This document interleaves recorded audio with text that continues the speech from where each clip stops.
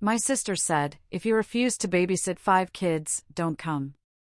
Our parents took her side. I answered, then my $18,000 wasn't invited to Christmas either.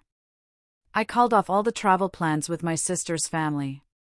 My phone blew up. My sister's text message hit me like a physical blow. It didn't just uninvite me from Christmas, it shattered my entire world and forced me to confront a brutal truth about my family. It was 3 months before Christmas, a time usually filled with festive anticipation, not dread. The digital glow of my phone screen felt strangely ominous, holding a request that would ignite a firestorm I never saw coming. My older sister, Olivia, had just dropped what she thought was a casual request into our family group chat. "Hey everyone! So excited for Christmas in Utah this year," she typed. "Quick thing, just need someone to watch Liam, Ava, Noah, Isabella, and Ethan on Christmas Eve while Kevin and I hit the slopes. Shouldn't be more than 5 or 6 hours. Thanks." 5 kids. 5. Ranging from 10 months to 11 years old. I love my nieces and nephews dearly, but babysitting that crew? It's not a favor, it's a full-on daycare operation. A high-stakes one, at that, where you're constantly preventing a house fire. I was the first to respond, maybe a little too quickly. "Olivia, I'm coming to relax and spend time with family," I typed back. "Not to run a daycare operation." The 3 dots appeared and disappeared for an agonizing eternity.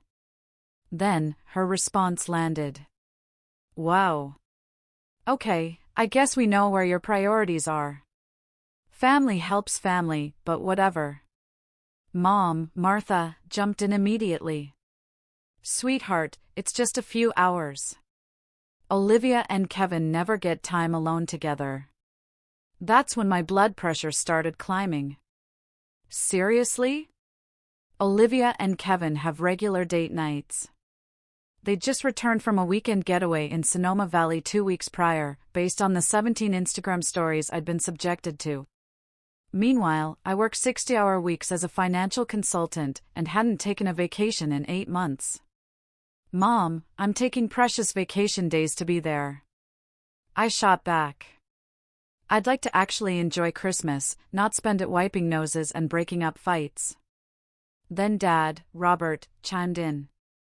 "Your sister does a lot for this family. The least you could do is help out for one afternoon." A lot for this family? The irony burned. I'd paid for Mom and Dad's 20th anniversary cruise. I'd sent money when Dad's business hit rough patches. I'd covered Olivia's emergency dental work 2 years ago when her insurance fell through. But apparently, none of that counted when she wanted a free babysitter. The messages kept coming, each one twisting the knife. Olivia's next text made my jaw clench. "You know what? If family isn't important enough for you to spend a few hours with your nieces and nephews, maybe you shouldn't come at all. We don't need negative energy ruining Christmas." I stared at my phone, reading those words over and over. 18 years. 18 years of being the responsible one, the reliable one, the one who always helped out. And this was my reward? An ultimatum. My fingers hovered over the keyboard. I could back down, apologize, agree to babysit. That's what the old me would have done. But something inside me finally snapped. "Let me make sure I understand this correctly," I typed, my thumbs shaking. "You're uninviting me from Christmas because I won't provide free childcare?" Olivia's response was immediate. "If you're going to be selfish, then yes. This is supposed to be about family." Mom added her 2 cents. "Honey, just say you'll do it. Why are you making this difficult?" Why was I making this difficult? The audacity was breathtaking. I opened my laptop. Not to stew, but to pull up receipts. Not metaphorical ones, either. Actual, cold, hard financial receipts. I'd been planning this Utah Christmas for 6 months. Olivia had chosen an upscale ski resort in Park City, Silver Peak Resort, one that cost a fortune during peak season. She'd sent the booking link to the group chat with a breezy, "Let's make this Christmas unforgettable." What she hadn't mentioned was that she expected everyone else to foot the bill for her family's accommodations. I'd already paid for her cabin rental, Kevin's lift tickets, ski lessons for the 3 oldest kids, and a portion of their flight costs. The total? An eye-watering $18,247.89. I'd done it gladly, genuinely believing this would be a beautiful family Christmas. My bonus had come through in October, and I wanted to give everyone a special holiday after the tough year we'd all had. Dad's business struggled. Mom dealt with health scares. And Olivia? She complained endlessly about money being tight with 5 kids. Now she was holding Christmas hostage unless I agreed to be her unpaid nanny. My phone buzzed again. Olivia had sent a message to the group chat.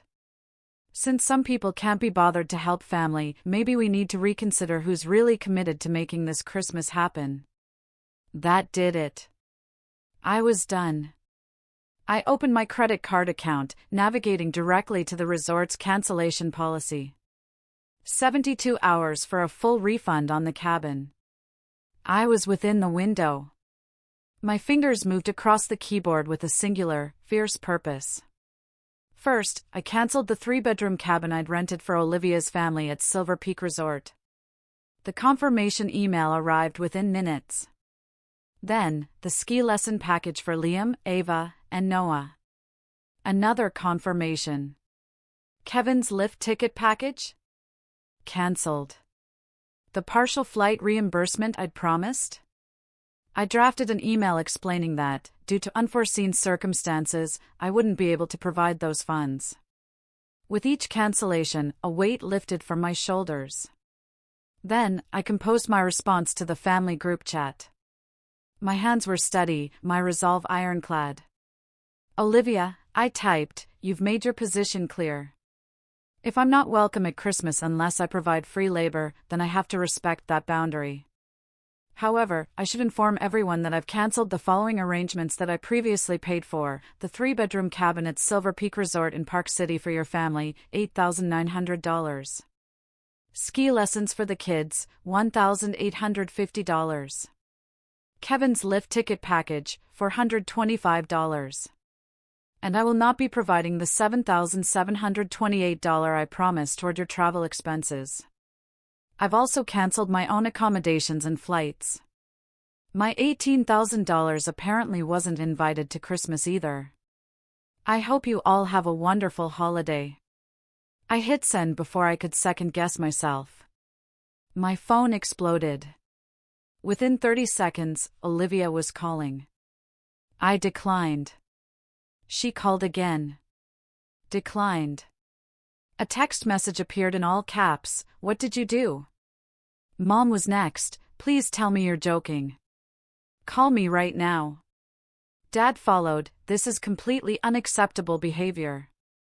Call your mother." Olivia had apparently created a new group chat without me and tore into our parents, because suddenly they were both blowing up my phone individually. I just turned on Do Not Disturb and poured myself a very large glass of wine. The next morning, I had 43 missed calls and over 100 text messages. I scrolled through them while drinking my coffee, feeling a strange detachment. Olivia's messages devolved from angry to panicked. She'd called the resort and discovered everything had, indeed, been cancelled. The cabin I booked was already rented. The ski lessons were filled, with a wait list. Christmas week in Park City doesn't have last-minute availability. Her text screamed, "You've ruined Christmas for your nieces and nephews. How can you be so cruel? Do you have any idea how much this is going to cost us now? We can't afford this. Mom and Dad are devastated. I hope you're happy." Mom's messages were a mixture of disappointment and desperation. "Please. Please, sweetheart. This has gotten out of hand. Let's talk about this like adults. Your father and I are very upset. Family doesn't treat family this way. Olivia is beside herself. Think about the children. Dad's messages were shorter, angrier. Your behavior is disgraceful. You will apologize to your sister and fix this immediately. I didn't raise you to be vindictive. This is not how our family operates. I sipped my coffee and felt absolutely nothing. Maybe that should have worried me, but it didn't. Around noon, my phone rang from an unknown number. I answered out of sheer curiosity. Finally! Olivia's voice was shrill enough to shatter glass. Jesus Christ, Chloe, do you know what you've done? I believe I clearly outlined what I did in my message yesterday. You can't just cancel everything. The kids are crying. Liam keeps asking why Aunt Chloe is mad at him. The guilt trip might have worked before, but I'd had 12 hours to think this through. Olivia, I'm not mad at the kids. I'm disappointed that you issued an ultimatum. You told me not to come unless I agreed to babysit. I'm simply respecting your wishes. I didn't mean it like that. You're being ridiculous. Really? Because your exact words were, if family isn't important enough for you to spend a few hours with your nieces and nephews, maybe you shouldn't come at all. That seems pretty definitive to me. Oh my God, you're really going to throw that in my face? I was frustrated, I said. So was I, Olivia. Frustrated that I'd already spent over $18,000 on this trip and was being treated like an unpaid employee rather than a family member coming to celebrate Christmas. Silence on the other end. You never said you were paying for all that. My laugh was bitter, hollow. Did you think the cabin fairies paid for your accommodations? The ski lesson elves? Kevin and I just assumed everyone was chipping in. Everyone was chipping in? I chipped in $18,000. What did you contribute? More silence. Olivia, I pay for almost everything for your family because I wanted to give you all a nice Christmas. But the moment I set a boundary about not wanting to babysit 5 kids for 6 hours, you uninvited me. So, I uninvited my money. Seems fair, wouldn't you say? But the kids will be fine. Take them to your in-laws' house like you do every other year. Or scale back and do something affordable. Most families don't vacation in Park City for Christmas, you know. You're being spiteful. I'm being consistent. You made Christmas conditional. So did I. She hung up on me. The messages continued throughout the day. My Aunt Brenda called, having apparently been brought into the drama by Mom. Chloe, your mother is worried sick.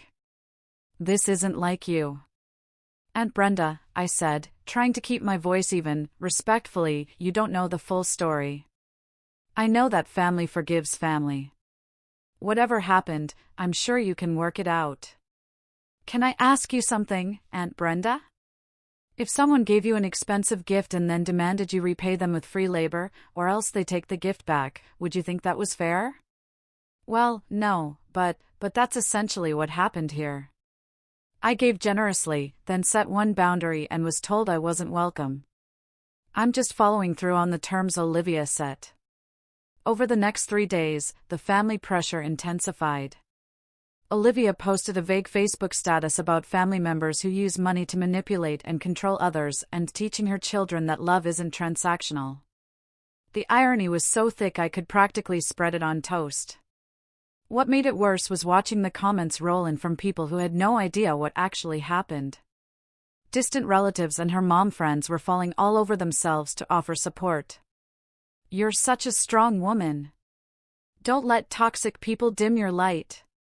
Your kids are learning such valuable lessons about integrity. I took screenshots of everything.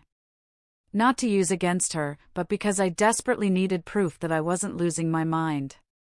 My best friend, Sophia, looked at them and just shook her head. She's really going with the victim angle, huh? Apparently, spending $18,000 on someone makes me manipulative, I muttered, pouring another glass of wine. It was becoming a nightly ritual. Have you thought about posting your side? She asked. every single day. But that would just make things worse. Then it becomes a public family war, and honestly, I'm too tired for that. What nobody knew was that I'd started documenting everything months ago.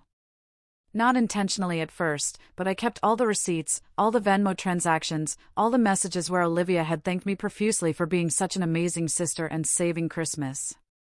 I had screenshots of her gushing about the cabin I booked, the ski lessons I'd arranged, how perfect everything was going to be. The cognitive dissonance between those messages and her current narrative was staggering. My phone buzzed with a message from my cousin Emily. Aunt Martha is telling everyone you had a breakdown and that's why you're acting this way. Just FYI. Perfect. Now I was having a mental health crisis because I refused to be taken advantage of. I typed back, let her think what she wants. The truth will come out eventually, but it bothered me more than I wanted to admit. I called my therapist, Dr. Sanchez, and got an emergency session scheduled. Chloe, you look exhausted, Dr. Sanchez said when I logged onto our video call. I feel like I'm being gaslit by my entire family, I told her, my voice raw. They're acting like I did something insane by withdrawing financial support after being uninvited from Christmas. Walk me through what you're feeling right now. Angry. Hurt. Guilty, even though I know I shouldn't be. I keep second-guessing myself. Maybe I should have just agreed to babysit. Maybe I overreacted. Maybe, stop, she interrupted gently. Let's reframe this. Did Olivia give you an ultimatum? Yes. Did you clearly communicate that her ultimatum was unacceptable? Yes. Did she apologize or attempt to repair the situation before you canceled the arrangements? I paused. No. She doubled down. She called me selfish and said I was making things difficult. So, you set a consequence for behavior that crossed your boundaries. That's healthy, Chloe. That's what we've been working toward. Then why do I feel like the villain in everyone's story? Dr. Sanchez leaned forward. Because your family has spent years conditioning you to believe that saying no makes you a bad person. You've been the fixer, the helper, the responsible one. The moment you stopped playing that role, they panicked. It's not about the babysitting or even the money. It's about control. Her words hit like a physical blow. You think they're trying to control me? I think they're used to you being compliant. And when you weren't, they used the tools they had, guilt, shame, family pressure, to try to force you back into that role. But you didn't break. You held your boundary. That's enormous growth. And it's terrifying to them. After the session, I felt somewhat better, but the family pressure didn't let up. My Aunt Brenda started a phone tree. Apparently, everyone in the extended family needed to weigh in on my moral failings. My phone rang at all hours with relatives I hadn't spoken to in years, suddenly very concerned about family unity. Uncle David was the only holdout. He called me directly. Your mom's been working the phones like a campaign manager. Thought you should know. What's she saying? I asked, bracing myself. That you're being stubborn and prideful? That Olivia's kids are suffering because of your selfishness, that Christmas is ruined and it's all your fault. He paused. She's not mentioning the 18 grand bill. Interesting omission, I said, a dry laugh escaping me. Of course not. That would make me look reasonable. For what it's worth, Chloe, I think you did the right thing. Olivia's been coddled her whole life. Maybe this is the wake-up call she needs. Everyone keeps saying I'm teaching her a lesson. I'm not trying to teach anyone anything. I just wanted to spend Christmas with my family without being voluntold into childcare duty. I know, kiddo. But sometimes, the lessons we don't intend to teach are the most important ones. After Uncle David hung up, I made a decision. I opened my laptop and started writing everything down. Not for social media, but for myself. I needed to see it all laid out, to process what had actually happened versus what my family was saying happened. The document grew to 15 pages. Every instance over the past 5 years where I'd provided financial help. Every time I'd rearranged my schedule for family obligations. Every guilt trip when I'd said no to something. The pattern was undeniable. I'd given Olivia $3,200 for dental work. Paid for mom and dad's anniversary cruise, $6,500. Covered 3 months of Olivia's car payments when Kevin was between jobs, $1,350. Bought all the kids' Christmas presents last year because Olivia said money was tight, $2,100. Paid for dad's business insurance when his policy lapsed, for $1,800.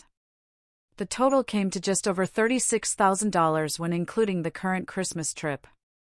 Even without this year's fiasco, I'd given nearly $18,000 in the past 3 years alone. And that didn't include smaller things, birthday gifts, dinners I'd paid for, gas money I'd slipped to Olivia, groceries I'd bought when visiting. I'd been funding my family's lifestyle and didn't even realize the extent of it until I saw it all written down. The document sat on my laptop, damning in its thoroughness. I didn't know what to do with it. Showing it to my family felt like throwing a grenade into an already burning building, but keeping it to myself meant continuing to be painted as the villain. My colleague, Rebecca, noticed I was distracted during a meeting. Over lunch, she asked what was wrong. I gave her the abbreviated version. Her eyes got wider with each detail. Chloe, that's a severe pattern of financial exploitation. What?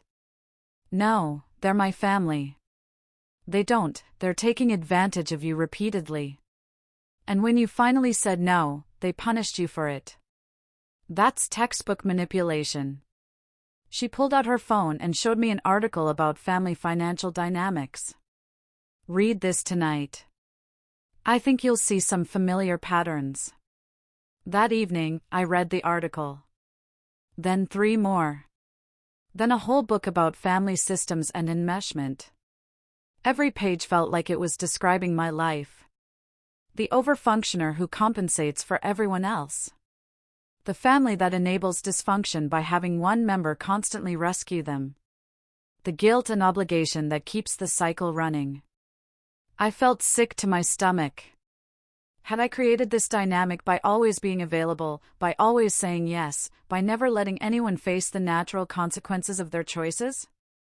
Dr. Sanchez had been trying to tell me this for months, but I hadn't really heard it until now.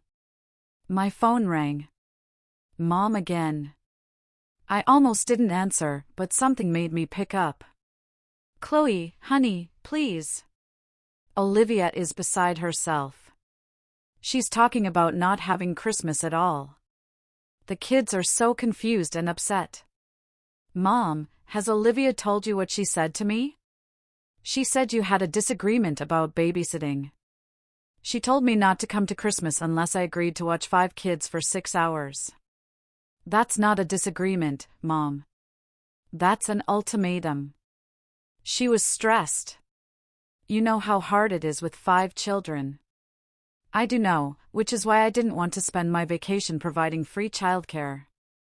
I wanted to relax and spend time with family. Is that really so unreasonable? Silence. But you could have just said yes. Why is saying yes to something I don't want to do more important than Olivia respecting my boundaries? Because that's what family does. We sacrifice for each other. I've been sacrificing for years, Mom. I've given tens of thousands of dollars to this family. I've rearranged my life countless times for family obligations. I'm allowed to say no sometimes. That doesn't make me a bad person. Nobody's calling you a bad person.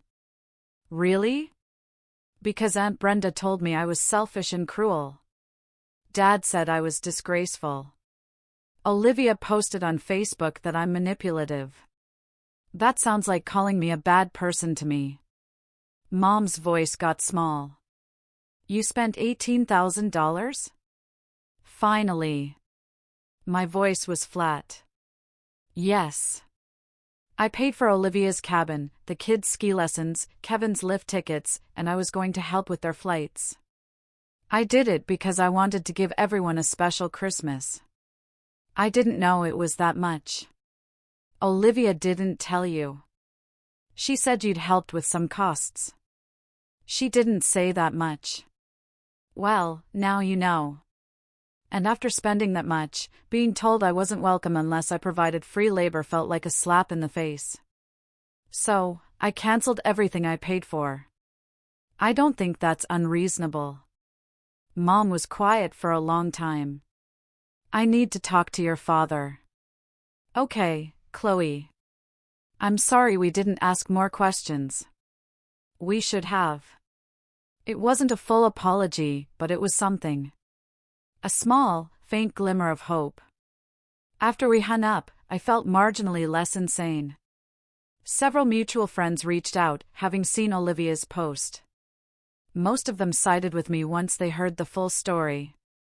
Sophia, my best friend, had been succinct. Holy hell, Chloe, you spent 18 grand on her Christmas vacation, and she demanded you babysit or stay home? Is she delusional? But the family pressure continued. My grandmother called, which hurt more than I expected. Sweet girl. I don't understand what's happened. Can't you and Olivia work this out? It's Christmas. Grandma, I tried to work it out. I said I wanted to come and spend time with family, but I didn't want to babysit. Olivia said if I wouldn't babysit, I shouldn't come. I'm just respecting her wishes. But she didn't mean it. Then she should say that. She should apologize for issuing ultimatums instead of having her friends message me about how terrible I am. Grandma sighed. You young people and your pride. In my day, we just forgave each other. In your day, Grandma, did people demand free childcare or else you couldn't attend Christmas? She didn't have an answer for that. A week after the initial explosion, Mom called, crying. Your father and I don't know what to do. Christmas is ruined. Olivia can't afford to book anything now, and she's saying she won't come to our house because she's too embarrassed. We're going to be alone on Christmas because our daughters can't get along. The guilt washed over me in waves. This was exactly what I'd been afraid of. But I forced myself to stay firm. Mom, I love you, but this situation isn't my fault. I set a reasonable boundary, and Olivia responded by uninviting me from Christmas. If she'd simply said, okay, I'll find another babysitter, we wouldn't be here. Instead, she chose to make Christmas conditional on me providing free childcare. That's on her. But you canceled everything. That was extreme, wasn't it? She uninvited me. Why would I continue paying for a trip I'm not invited to? You know, she didn't really mean it. Then she should have said so. She should have apologized immediately. Instead, she doubled down and told me I was selfish. Mom, I'm allowed to take a vacation and not work during it. That's literally what vacation means. You're being stubborn. Maybe. But I'm also being consistent. If Olivia wants to apologize and admit she was wrong to issue an ultimatum, I'll consider discussing this further. Until then, I'm spending Christmas at a spa resort in Palm Springs. I've already booked it. Mom gasped. You're going on vacation by yourself while your family falls apart? I'm going on the vacation I already planned to take. Just in a different location, with people who actually want me there. The silence on the other end was deafening. Finally, Mom said quietly, I don't know who you are right now. I'm someone who finally learned that generosity doesn't mean being a doormat. I love you, Mom. Merry Christmas. I hung up before she could respond. The week before Christmas, Kevin called. This surprised me. Kevin usually stayed far out of family drama. Chloe, look, I don't have a dog in this fight, but Olivia is miserable. The kids keep asking about Utah. Can we please figure something out? Kevin, I appreciate you calling, but Olivia needs to understand that she can't demand things from people and then get angry when they decline. I was happy to pay for the trip. I was excited about it. But being told I'm not welcome unless I babysit crossed a line. She was just stressed. 5 kids is a lot. I'm aware, which is why I didn't want to spend my vacation babysitting all 5 of them while you guys went skiing. It wouldn't have been that bad. Kevin, I said, my voice rising, your 10-month-old, Ethan, requires constant supervision. Your 3-year-old, Isabella, is potty training. Your 6-year-old, Noah, has more energy than a nuclear reactor. Your 9-year-old, Ava, is in a phase where she argues about everything. And your 11-year-old, Liam, would spend the entire time on his tablet ignoring me. Respectfully, it would have been a nightmare. He was quiet for a moment. Okay, that's fair. But couldn't you have just said no without canceling everything? I did say no. Then Olivia uninvited me from Christmas. At that point, why would I pay for her vacation? Because it was a gift. Gifts don't come with conditions, Kevin. The moment she made my attendance conditional on babysitting, it stopped being a gift and started being a transaction. Jesus, Chloe, you've really thought this through, haven't you? I've had 3 weeks and several hundred angry messages to think about it. Yes. He sighed heavily. For what it's worth, I told Olivia she shouldn't have sent that message, but she's proud. She's not going to apologize. Then she's going to stay uninvited to Christmas. Those are her choices. You're both being stubborn. Maybe. But only one of us issued an ultimatum. Kevin hung up shortly after. I heard nothing from that side of the family for several more days. The silence was almost worse than the bombardment of messages. I kept checking my phone, expecting another guilt trip or angry voicemail, but nothing came. It felt like being in the eye of a hurricane. I spent those quiet days doing something I hadn't done in years, actually thinking about what I wanted. Not what my family needed, not what Olivia expected, but what would make me happy. The realization was startling. I'd spent so much of my adult life being the responsible one that I'd forgotten how to be anything else. My work had suffered over the past month. I'd been distracted in meetings, short with clients, unfocused during presentations. My boss, Jessica, called me into her office one afternoon.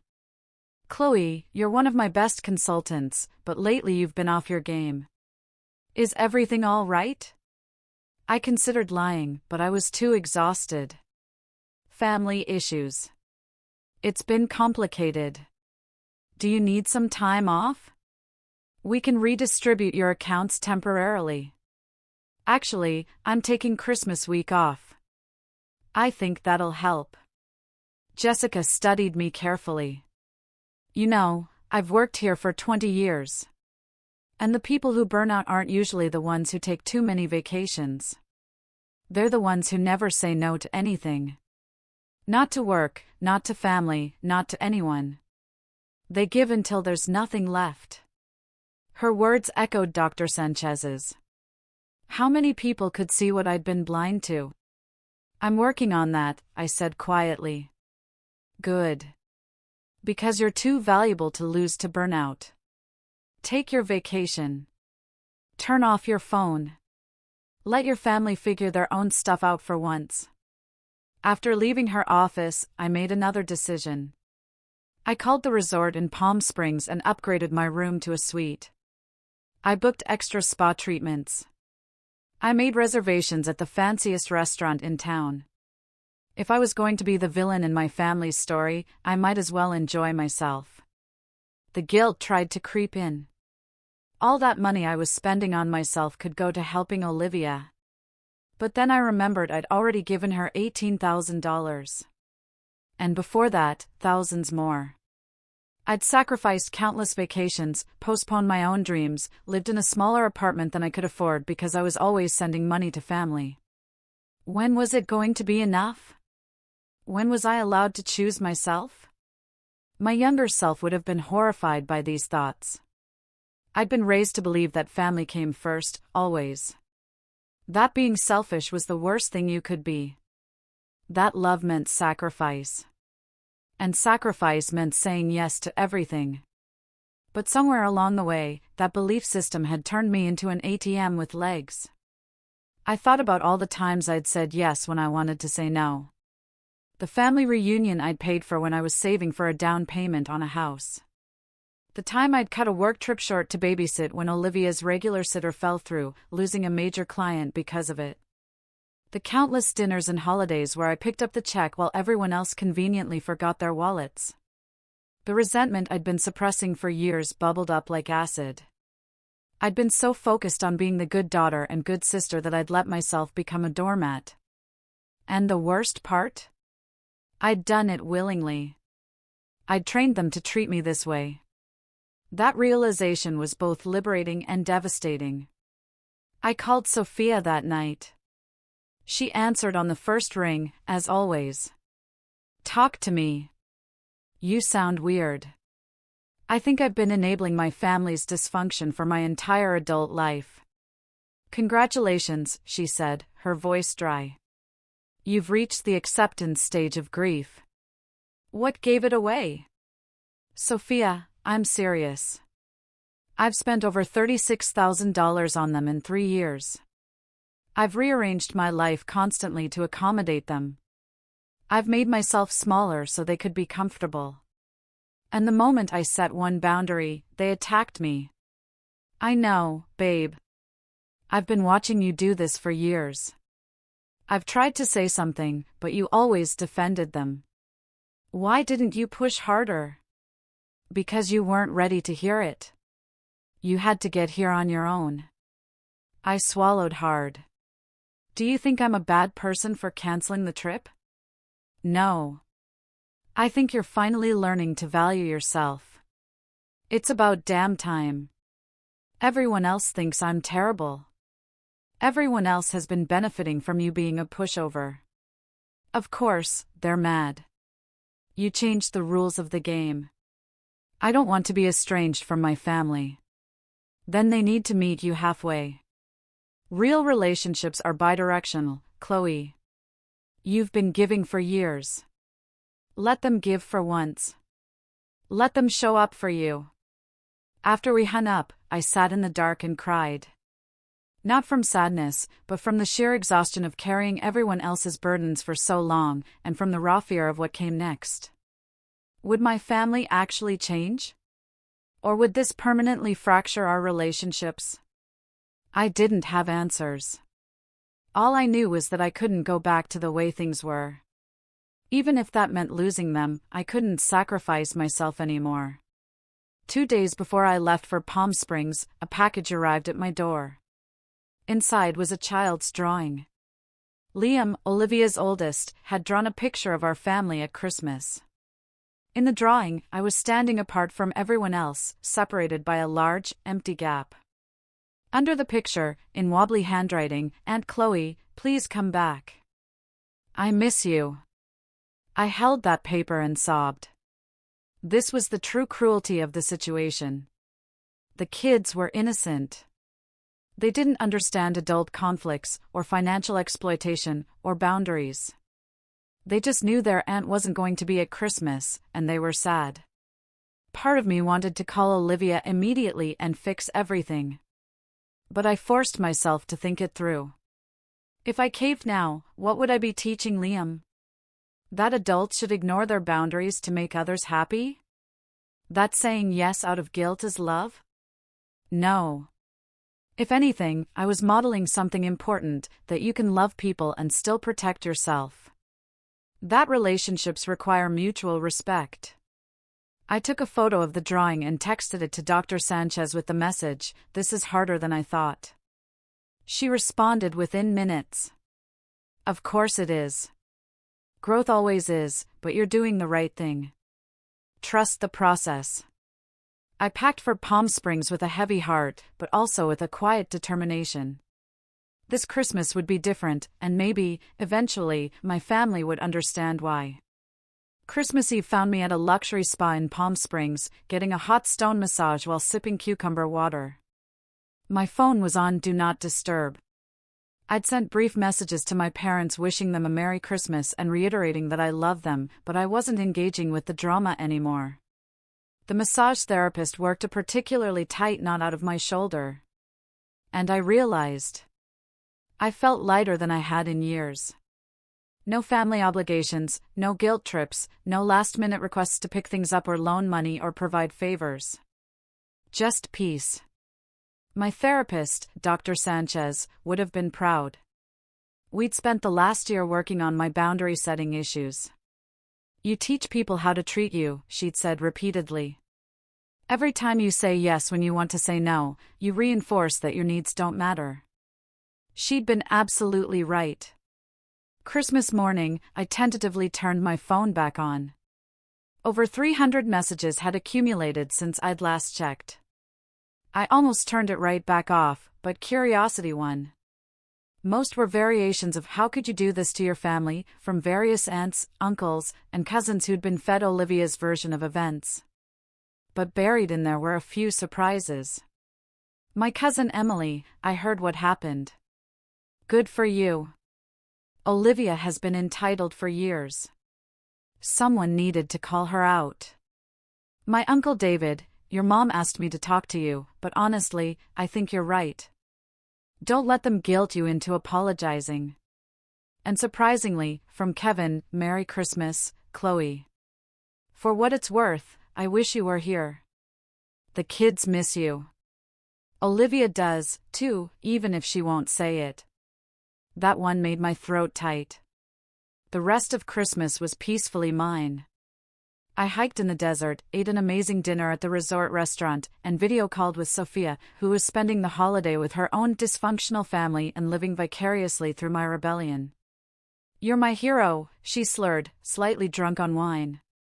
I've been letting my brother guilt me into hosting every holiday for 5 years. You've inspired me to say no next year. Say no now, I told her, a small smile playing on my lips. Trust me, it gets easier. The week after Christmas, my parents called together. This felt ominous. Chloe, honey, we need to talk about what happened, Mom began, her voice carefully neutral. Okay. Your father and I have been discussing this, and we think you owe your sister an apology. Do you also think she owes me one? Dad spoke up. She was stressed and said something she didn't mean. You took it too far by canceling everything. Dad, she uninvited me from Christmas. How is respecting her wishes taking it too far? You know what she meant. Actually, I don't. Her words were very clear. If I wouldn't babysit, I shouldn't come. So, I didn't come. And I didn't pay for a trip I wasn't invited to. That seems logical to me. Mom jumped in. But it was spiteful. You knew she couldn't afford Christmas without your help. Then maybe she shouldn't have bitten the hand that was literally feeding her entire family's vacation. Mom, I spent $18,000 on this trip. Do you know how much money that is? Money isn't everything. Chloe. You're right. It's not. But apparently 6 hours of free babysitting was worth more than $18,000 and my presents at Christmas. That's the valuation Olivia put on things, not me. Silence. Finally, Dad said, his voice laced with disappointment, we raised you better than this. You raised me to stand up for myself and not let people take advantage of me. That's exactly what I did. You're twisting this. I'm really not. Look, I love you both. I love Olivia and the kids. But I'm not going to apologize for setting a boundary and following through when that boundary was disrespected.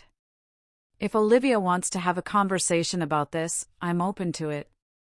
But it needs to be an actual conversation, not a guilt trip about how terrible I am. She's your sister, Mom said softly. I know. And I miss her. But she's the one who made Christmas conditional. I just took her at her word. The call ended shortly after, with neither side budging. The chasm felt wider than ever. New Year's came and went.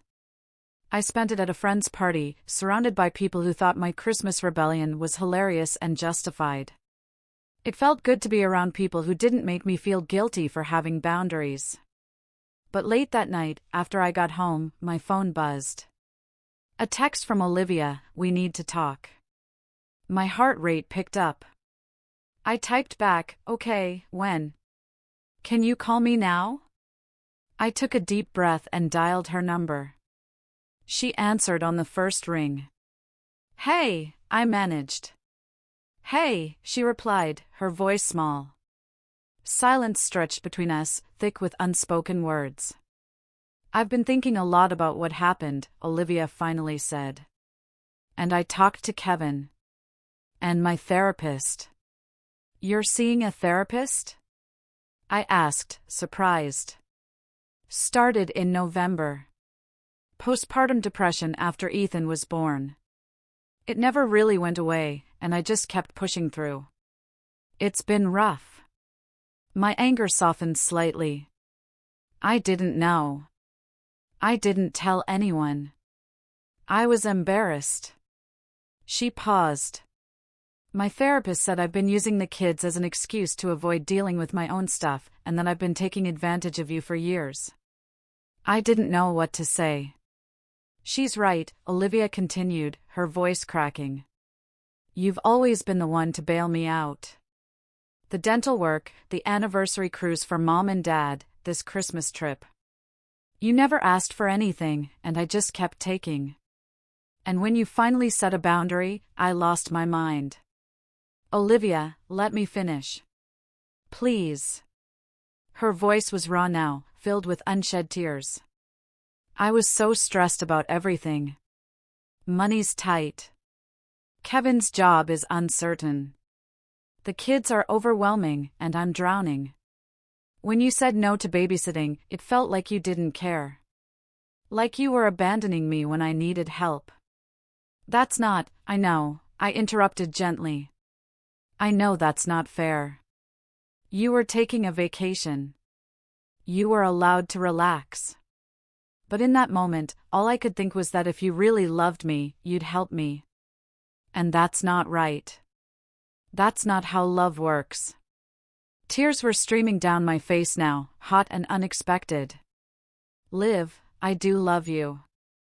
I've always loved you. I know. And I'm sorry. I'm so sorry for what I said.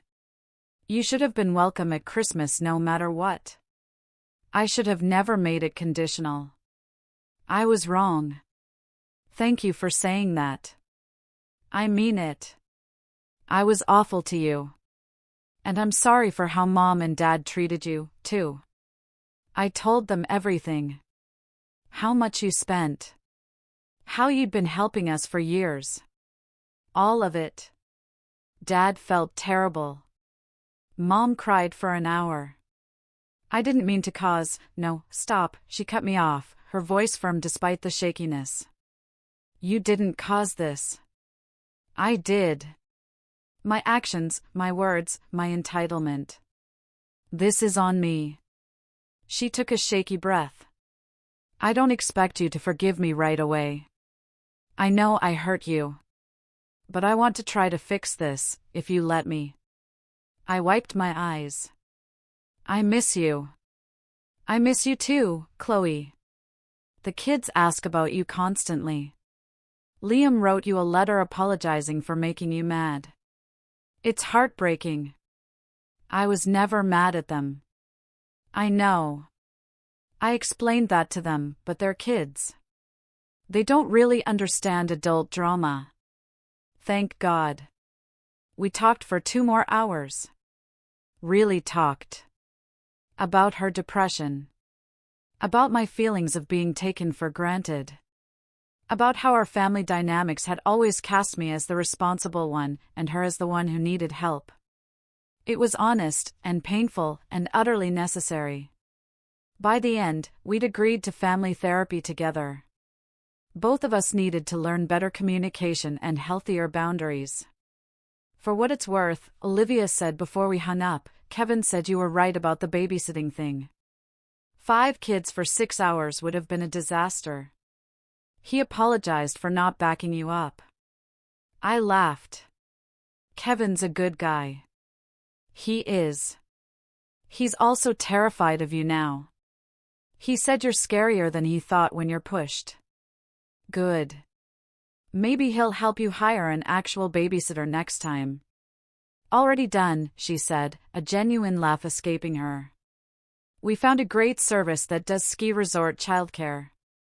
It's expensive, but apparently, that's what people pay for childcare. Who knew? Everyone who's ever needed childcare, I said dryly. She laughed again, and it felt like the first genuine moment we'd had in months. We didn't fix everything in one conversation. There were still hurt feelings and rebuilding to do. Mom and Dad called a few days later with their own apologies, though Dad's was more grudging than Mom's. Extended family slowly stopped sending me passive-aggressive messages once they learned the full story. But the biggest change was in me. I'd learned that boundaries aren't cruel, they're necessary. And people who truly love you will respect them, even if it takes them a while to get there. Olivia and I rescheduled our Christmas celebration for March. Just the immediate family, no skiing, no elaborate resort. Mom's hosting at her house. I'm bringing dessert and wine. Olivia's bringing the kids, and hopefully, a new appreciation for the word no, and if anyone ever asks me to babysit again, I'll smile politely and suggest they check out that expensive ski resort childcare service. I hear it's very good. My $18,000, meanwhile, is sitting in my savings account, earning interest, and reminding me that generosity is beautiful, but it should never come with strings attached, from either direction. Sometimes, the best gift you can give someone is the truth. It was a hard-won lesson, but one I wouldn't trade for anything. What boundaries have you had to fight for in your own family?